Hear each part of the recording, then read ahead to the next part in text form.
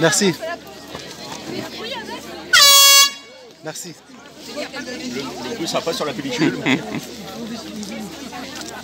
Bonjour les amis, on est à Noiseau. Il y a un projet de construire un grand prison. Gentil, attention, une petite photo, merci à vous. Et il y a une manifestation contre ce projet-là. Merci. C'est bon? On fait quelques petits souvenirs aussi. Là, il y a des gens qui veulent massacrer pour...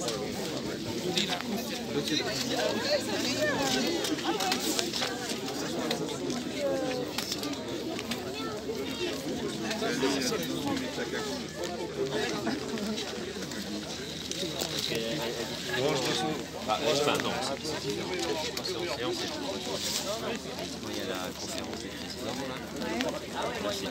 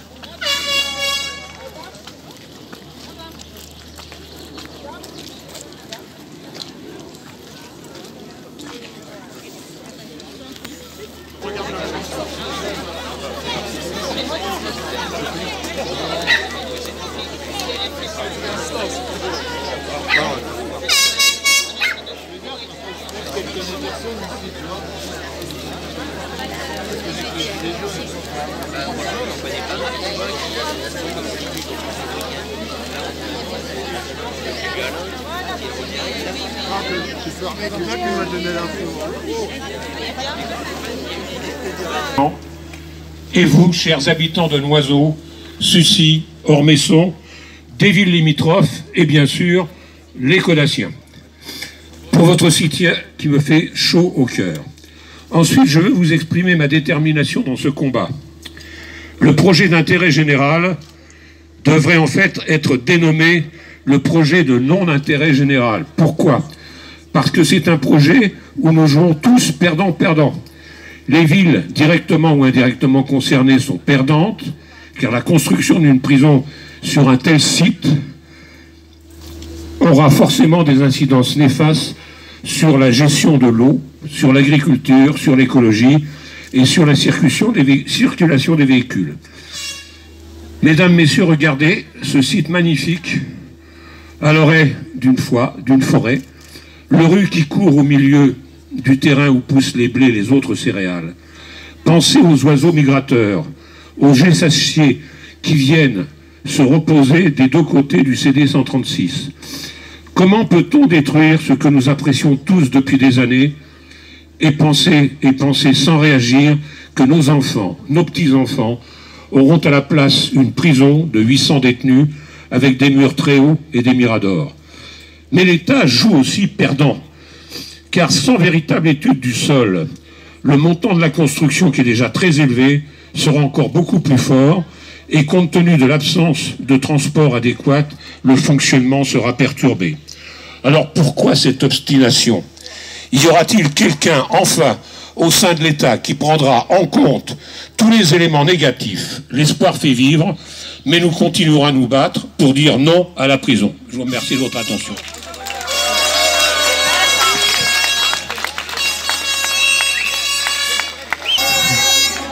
Alors,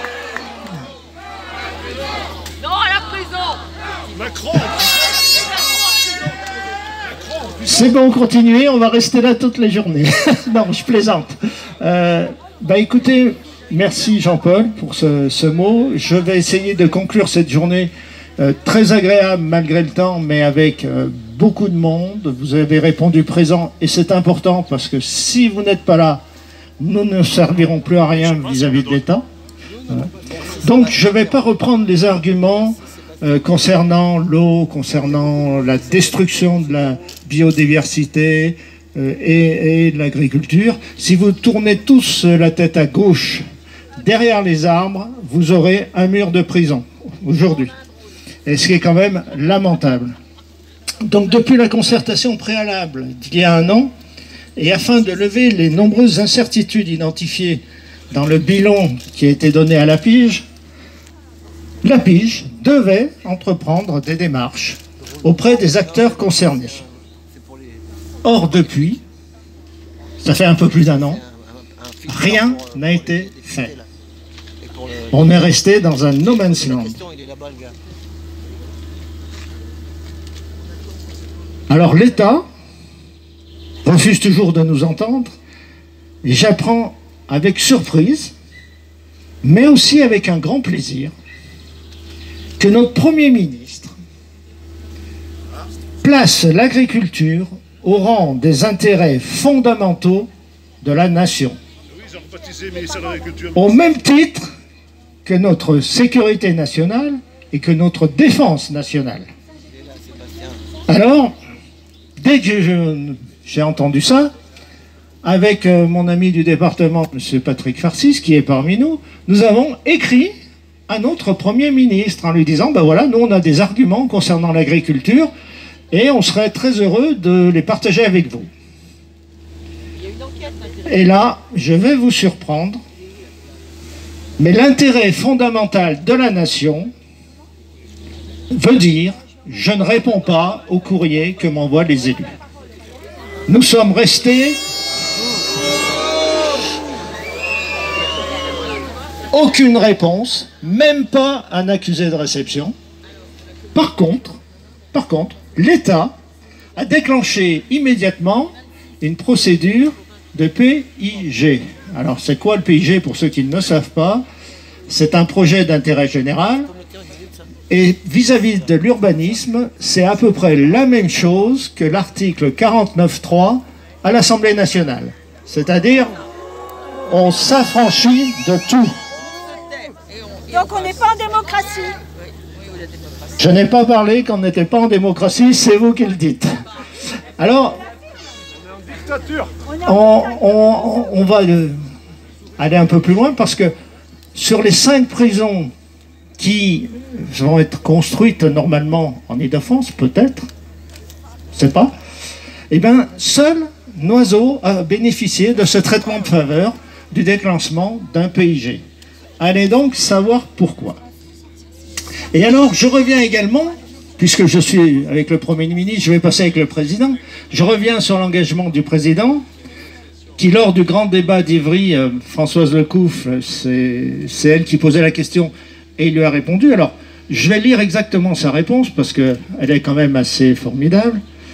Si vous n'en voulez pas, on parlait de prison dans le Val-de-Marne, si vous n'en voulez pas, s'il n'y a pas de consensus, on doit pouvoir trouver une solution différente.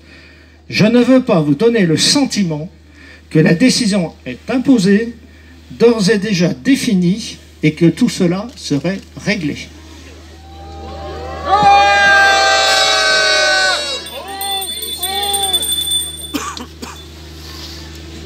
Alors, Monsieur le Président, je vous demanderai qu'une seule chose. Respectez vos engagements. Mais peut-être que vous les avez déjà oubliés. Bon. On ne peut pas faire confiance aux députés.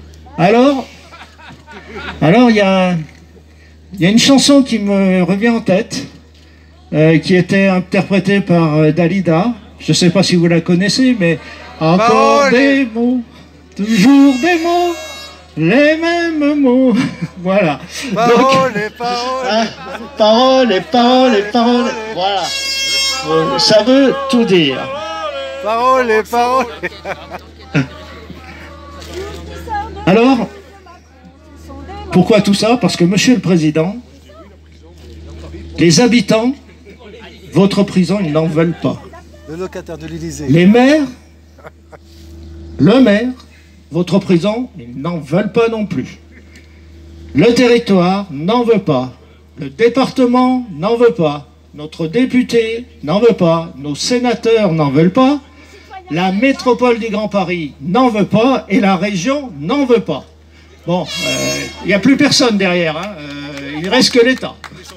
Ouais, mais on l'a bien retenu. Hein. On l'a bien retenu. Excuse-moi, pourquoi il ne fait pas un référendum initiative pour savoir? Parce que là, je fais un discours. Je vous répondrai peut-être après. Donc, pourquoi l'État s'entête-t-il à poursuivre un projet pour toutes les raisons que j'ai justifiées et que nous avons à maintes fois expliquées à nos différents dirigeants? Je vous pose la question. Quand les citoyens et les élus veulent se faire entendre en respectant les lois de la République, et je vous pose la question, que faut-il faire? Voilà, je resterai sur cette question.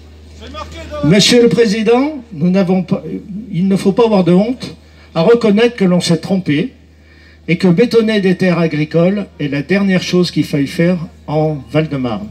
Il y a suffisamment de friches industrielles pour qu'on puisse avoir une réflexion sur cette prison et où on doit la mettre. Donc, je vais demander, après cette manifestation, la semaine prochaine, avec peut-être mes collègues, à être reçu par Monsieur le Président de la République pour qu'on puisse lui expliquer pourquoi nous sommes tous contre cette prison.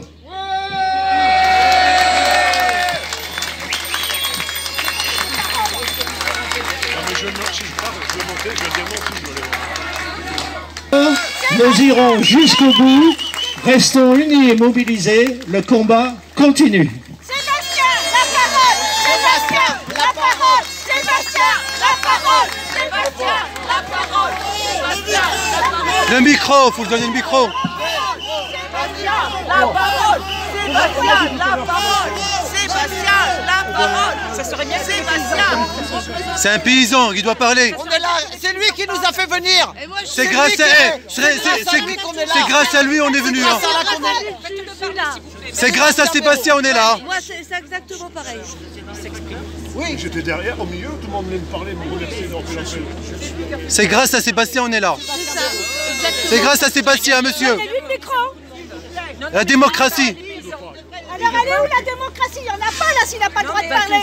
C'est ça. Vous faites pareil. Ah mais si, je sais pas où il est, le Non, monsieur. il n'y a personne qui m'a dit, je suis arrêté aux agriculteurs qui me demandaient est-ce que Isabelle, qui n'est pas là. Oui, parce qu'elle est son médecin. Elle m'a dit, il faut que tu prennes la parole. Il est venu du Puy-en-Velay, il est venu. Je suis désolé, mais Il vient du Puy-en-Velay. veniez me voir. Ouais, on l'a dit tout à l'heure à la mairie. Allez sur YouTube. La parole après, alors, et ça va. Allez sur YouTube. Ils l'ont dit.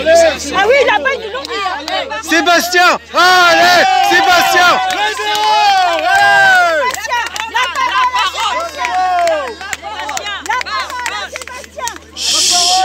Alors, je vous laisse la parole.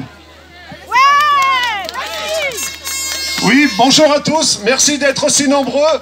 Donc pour ceux qui ne me connaissent pas, je suis Sébastien Béraud, agriculteur en Haute-Loire. J'étais déjà venu au mois de février soutenir Ludovic. On était allé au salon d'agriculture. Moi, ce projet, j'en fais une affaire personnelle. Parce que c'est pas normal qu'en 2024, on empêche un jeune de s'installer. C'est le rêve de toute sa vie à Ludovic. Toute sa vie, il a voulu être agriculteur. Là, si on lui pique ces 70 hectares de terre, il ne pourra pas être agriculteur. Pour lui, c'est l'avenir qui tombe d'un coup. Donc on doit se battre pour Ludovic. Macron, au deuxième mandat, il a rebaptisé le ministère de l'Agriculture, ministère de la Souveraineté agricole et alimentaire. Elle est où sa souveraineté alimentaire? Il sait que signer des accords de libre-échange avec Van der Leyen. On n'en veut plus de sa bouffe importée. On veut que les paysans ils sont là pour vous nourrir. On va vous nourrir. C'est les derniers hectares qui restent dans le Val-de-Marne.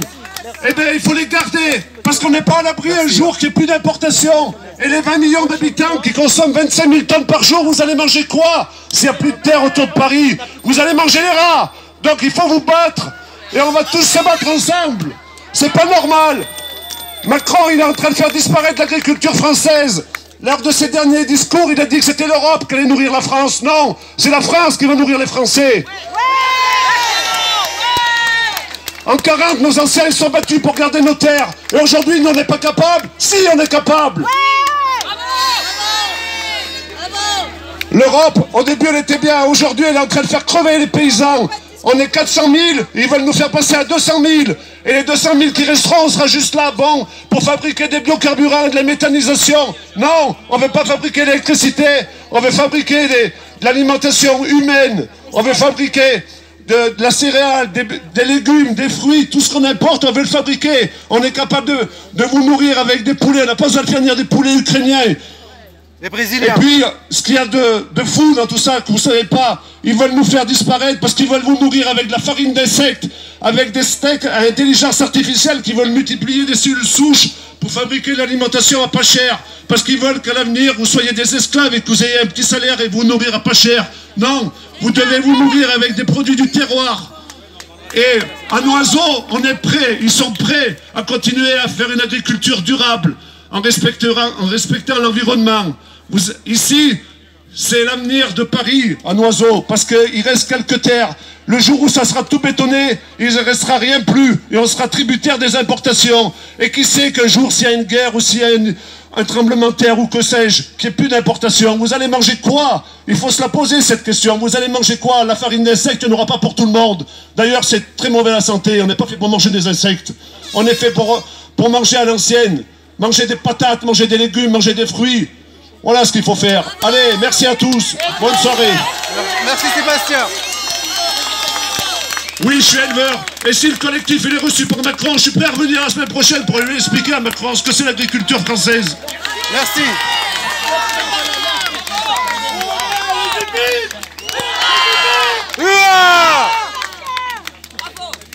Merci Sébastien. 29 mars 2024. J'aimerais savoir, monsieur le maire, vous avez des résultats, je ne filme pas, je dis non. Ça, c'était le PIG. Ah, mais il n'y a pas encore de retour. Ah, il n'y a pas encore de retour, parce qu'on passe un mois. Je ne suis pas un piaf, je filme juste. Parce qu'il y a 4000. Parce que vous dites qu'il a dit des choses. Ah bon, signature des gens de la municipalité. Ah d'accord. Et tout ça. Nous, on est 4600. C'est ça. Ah, bon, donc vous n'avez pas le résultat du commissaire enquêteur. C'est ce que je voulais savoir. Merci. Je ne sais pas s'il a crié des... Voilà. On était contents, moi je suis taxi parisien, et on était contents quand on est... Voilà, on est pour les, on ramenait des ingénieurs pour télécom. Voilà. Moi je suis du Val-de-Marne, mais proche de Paris. Voilà. Et c'est J'aime bien venir me promener ici parce qu'il y a encore des coins de campagne.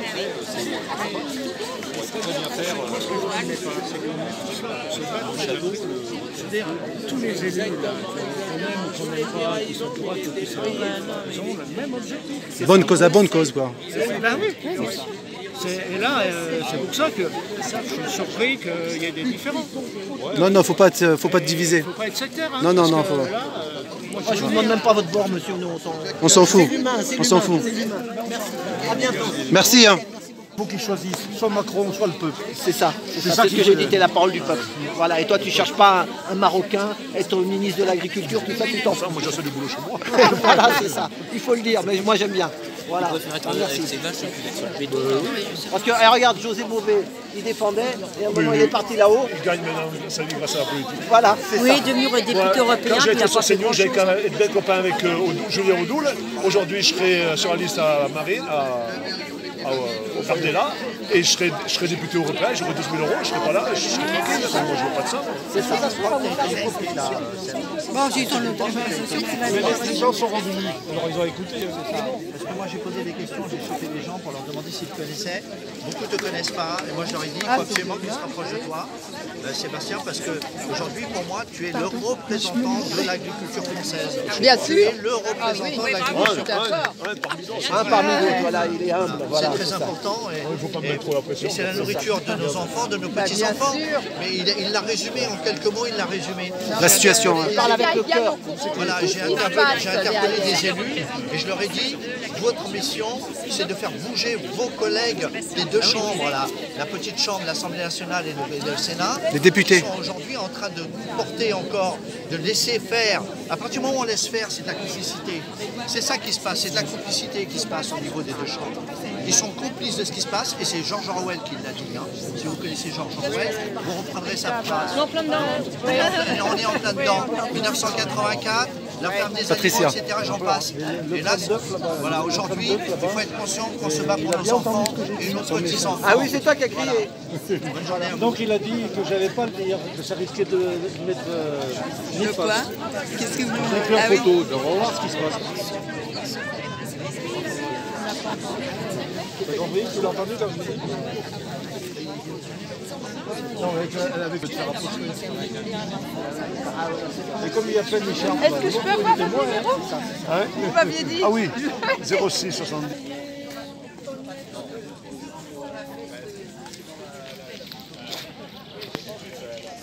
Je suis pas là toute seule en forêt, dans la campagne. T'as pas peur